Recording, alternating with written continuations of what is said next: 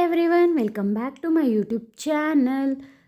ಇವತ್ತು ಒಂದು snacks recipe ಮತ್ತು ಒಂದು ಟೈಮ್ ಪಾಸ್ ಮಿಕ್ಸ್ಚರ್ ಅಂತಲೇ ಹೇಳ್ಬೋದು. ಇದು ಮನೆಯಲ್ಲಿ ಯಾವ ರೀತಿ ಸುಲಭವಾಗಿ ಮಾಡ್ಕೊಳ್ಳೋದು ಅಂತ ನಿಮಗೆ ನೋಡಿಸ್ಕೊಡ್ತಾ ಇದ್ದೀನಿ.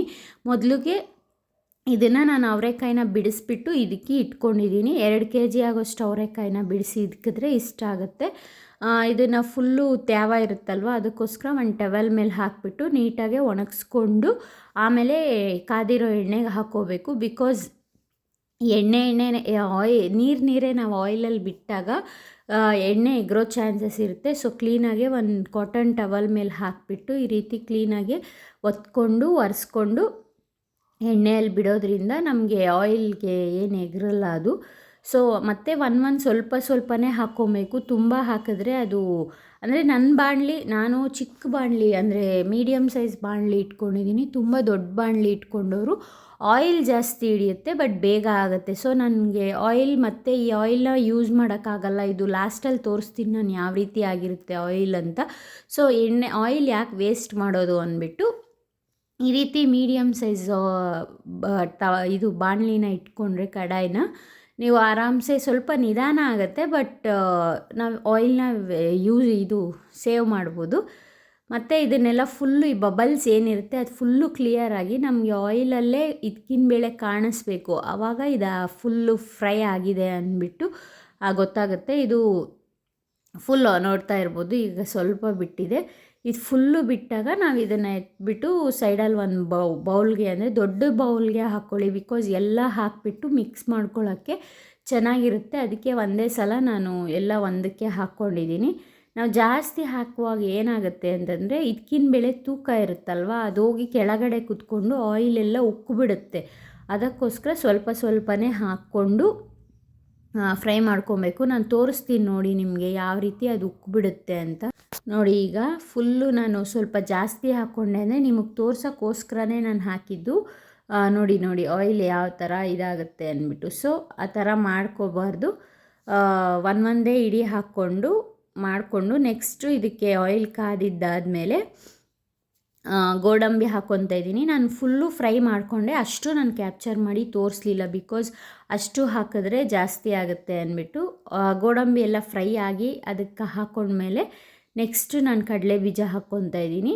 ನಿಮಗೆ ಮೆಜರ್ಮೆಂಟ್ಸ್ ಯಾವ ರೀತಿ ಬೇಕಾದರೂ ಹಾಕ್ಕೋಬೋದು. ಅಂದರೆ ನಿಮಗೆ ಕಡಲೆ ಬೀಜ ಜಾಸ್ತಿ ಆದರೆ ಇಷ್ಟ ಆದರೆ ಜಾಸ್ತಿ ಹಾಕ್ಕೊಳ್ಳಿ, ಇಲ್ಲ ಕಡಲೆಪಪ್ಪು ಯಾವ್ದು ನಿಮಗೆ ಇಷ್ಟ ಆಗುತ್ತೆ ಅದು ಜಾಸ್ತಿ ಹಾಕ್ಕೋಬೋದು. ಮತ್ತು ಮಿಕ್ಸ್ಚರ್ ಕೂಡ ಸ್ವಲ್ಪ ಜಾಸ್ತಿ ಆಗುತ್ತೆ, ಅವಲಕ್ಕಿ ಎಲ್ಲ ಹಾಕೋದ್ರಿಂದ ಸ್ವಲ್ಪ ಮಿಕ್ಸ್ಚರ್ ಆಗುತ್ತೆ ಅಂತಲೇ ಹೇಳ್ಬೋದು.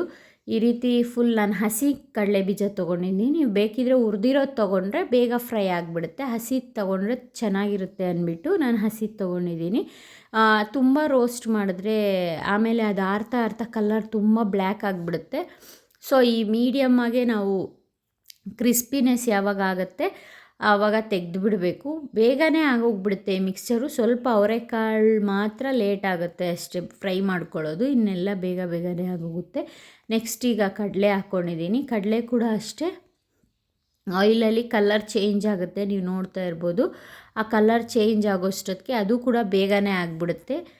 ಅದು ಚೇಂಜ್ ಆದಮೇಲೆ ತೆಗೆದ್ಬಿಟ್ಟು ನೋಡಿ, ನಾನು ಈ ಥರ ಬೇಸನ್ ಅಂತ ಏನಂತೀವಿ ಅದಕ್ಕೆ ಹಾಕ್ಕೊಂಡಿದ್ದೀನೆಲ್ಲ. ಬಿಕಾಸ್ ಒಂದರಲ್ಲೇ ಇದ್ದರೆ ಮತ್ತೆ ಒಂದೇ ಸಲ ಅದನ್ನು ಕ್ಲೀನಾಗಿ ಬೆರೆಸ್ಕೋಬೋದು, ಉಪ್ಪು ಖಾರ ಎಲ್ಲ ಹಾಕಿಬಿಟ್ಟು ಅಂದ್ಬಿಟ್ಟು ನಾನು ಈ ರೀತಿ ಮಾಡ್ಕೊತಾ ಇದ್ದೀನಿ. ಆಲ್ಮೋಸ್ಟ್ ಇದು ಎಲ್ಲರ ಮನೆಯಲ್ಲೂ ಈ ಸೀಸನಲ್ಲಿ ಮಾಡ್ಕೊತಾರೆ. ಬಟ್ ಒಬ್ಬೊಬ್ರಿಗೆ ಏನೇನು ಹಾಕ್ತಾರೆ ಅನ್ನೋದು ಗೊತ್ತಿರಲ್ಲ. ಮತ್ತು ಯಾವ ರೀತಿ ಫ್ರೈ ಅಂದರೆ ಮಾಡ್ತಾರೆ ಫ್ರೈ, ಬಟ್ ಅವರೆಕಾಳು ಏನಿರುತ್ತೆ ಅದನ್ನು ಸ್ವಲ್ಪ ಮೆತ್ತಗೆ ಮಾಡೋದಿರುತ್ತೆ, ಅದೇ ಮೇನ್ ಇಂಗ್ರೀಡಿಯೆಂಟು ಫ್ರೈ ಮಾಡೋದಕ್ಕೆ.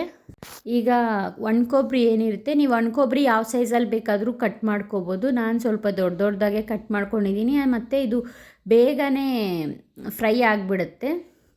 ಮತ್ತು ಅವಲಕ್ಕಿ ಕೂಡ ಅಷ್ಟೇ ಒಂದು ಇಡೀನೇ ಹಾಕ್ಕೊಬೇಕು. ಜಾಸ್ತಿ ಹಾಕಿದ್ರೆ ಅವಲಕ್ಕಿ ಕೂಡ ತೂಕ ಇರೋದ್ರಿಂದ ಎಲ್ಲ ಕೆಳಗಡೆ ಹೋಗಿ ಕೂತ್ಕೊಂಡ್ಬಿಡುತ್ತೆ. ನಿಮಗೆ ಅವಲಕ್ಕಿ ಅಷ್ಟು ಬೇಗ ಏನಂತಾರೆ ಬುರುಗ್ ಥರ ಆಗೋದಿಲ್ಲ. ಸೊ ಸ್ವಲ್ಪ ಹಾಕ್ಕೊಂಡಾಗ ನೀಟಾಗೆ ಬೇಗ ಎದ್ದೇಳುತ್ತೆ ಮತ್ತು ಕ್ರಿಸ್ಪಿಯಾಗಿರುತ್ತೆ. ಸೊ ಅವಲಕ್ಕಿ ಕೂಡ ಒಂದು ಇಡೀನೇ ಹಾಕ್ಕೊಂಡು ಫ್ರೈ ಮಾಡ್ಕೊಳ್ಳೋದ್ರಿಂದ ಟೇಸ್ಟ್ ಚೆನ್ನಾಗಿ ಕೊಡುತ್ತೆ ಅಂದ್ಬಿಟ್ಟು ಈ ರೀತಿ ಮಾಡ್ಕೊಳೋದು.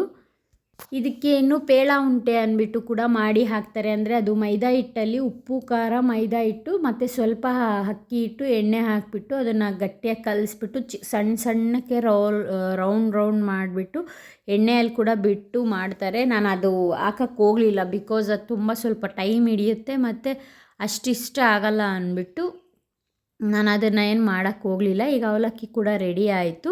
ಇವಾಗ ಏನಿರುತ್ತೆ, ನಾನು ಆಗಲೇ ಎಲ್ಲ ಏನು ಮಾಡ್ಕೊಂಡಿದ್ನಲ್ಲ ಅದನ್ನೆಲ್ಲ ಫಸ್ಟು ಈ ಥರ ಮಿಕ್ಸ್ ಮಾಡ್ಕೊಂಡ್ಬಿಟ್ಟು ಆಮೇಲೆ ಇದಕ್ಕೆ ಎಷ್ಟು ಉಪ್ಪು ಖಾರ ಹಿಡಿಯುತ್ತೆ, ನಾನು MTR ಚಿಲ್ಲಿ ಪೌಡರ್ ತೊಗೊಂಡಿರೋದು.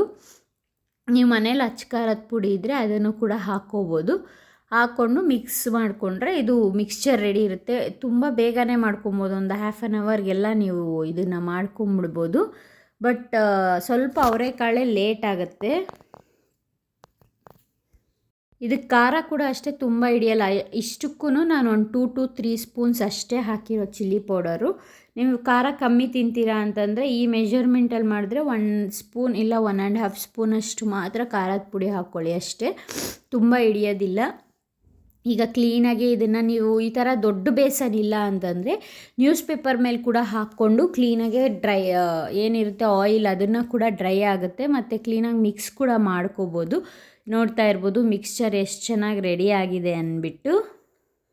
ನನ್ನ ಚಾನಲ್ನ ಇನ್ನೂ ಯಾರೆಲ್ಲ ಸಬ್ಸ್ಕ್ರೈಬ್ ನೋಡ್ತಿದ್ದೀರಾ ಪ್ಲೀಸ್ ಬೇಗ ಸಬ್ಸ್ಕ್ರೈಬ್ ಮಾಡಿಕೊಂಡು ನನ್ನ ಚಾನಲ್ನ ಲೈಕ್ ಮಾಡಿ, ಶೇರ್ ಮಾಡಿ, ಕಮೆಂಟ್ ಮಾಡಿ, ಬೇಗ ಸಬ್ಸ್ಕ್ರೈಬ್ ಮಾಡ್ಕೊಂಡು ನೋಡಿ.